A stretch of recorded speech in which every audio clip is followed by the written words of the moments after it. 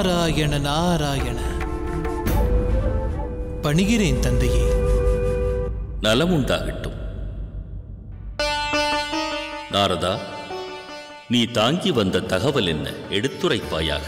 மனித பிறவியால் அழிவு ஏற்படும் எனும் வரத்தை ராவணனுக்கு நல்கினீர்கள். ஆனால் தற்பொழுது தனையன் அழிவிற்கு ஒரு ஸ்திரீயே காரணமாவாள் என்பதை கேகசி அறிந்ததால் ஆணவம் கொண்ட ராவணன் அந்த நங்கையை தேடி அலைகின்றான். நாராயண நாராயண. நாரதா, உன் ஹிருதயத்தின் எண்ணம் யாதென்பதை நான் நன்கறிவேன். நினைவில் கொள், கேடு விளைவிக்கும் சக்தி விண்ணை அடைந்தாலும் நிச்சயம் அது மண்ணோடு மண்ணாகும். ராவணன் கொண்ட சக்திகள் வெறும் மாயையே. நாராயண நாராயண.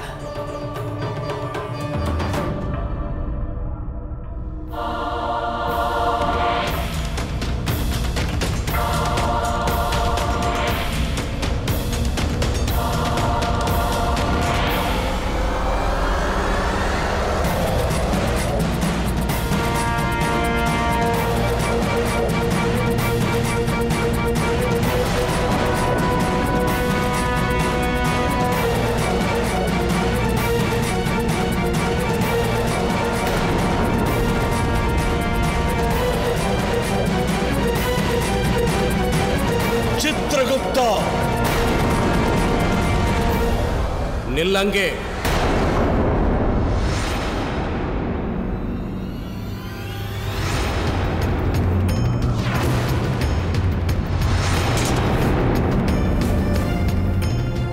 அங்கேயே நில். மரணிக்காத நிலையில் யமலோகத்தில் பிரவேசிக்க இயலாது. சென்றுவிடு இங்கிருந்து. காரணம், நீ மரணிக்கும் காலம் இன்னும் உன்னை நெருங்கவில்லை.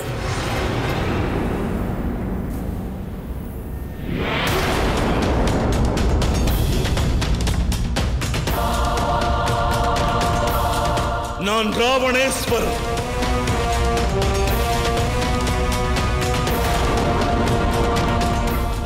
உலகங்களின் அதிபதி, எங்கும் பிரவேசிக்க அனுமதி பெற்றவன்.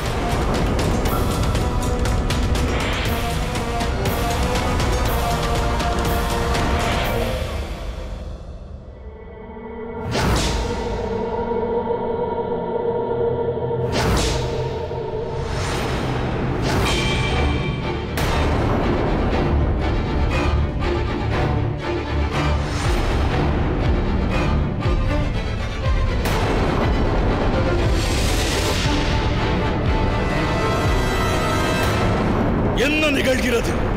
ஏன் என்னால் படிக்க இயலவில்லை? யமராஜன் எங்கே?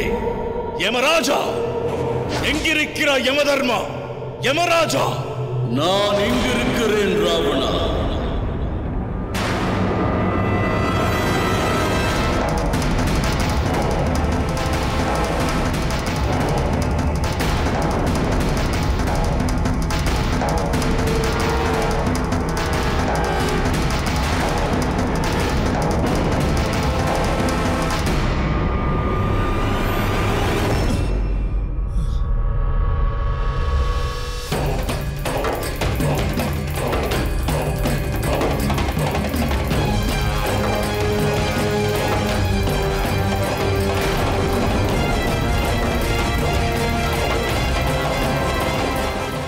யமதர்மா, விஷ்ணுவின் சக்தியோடு இணையவுள்ள அந்த மங்கை யார்?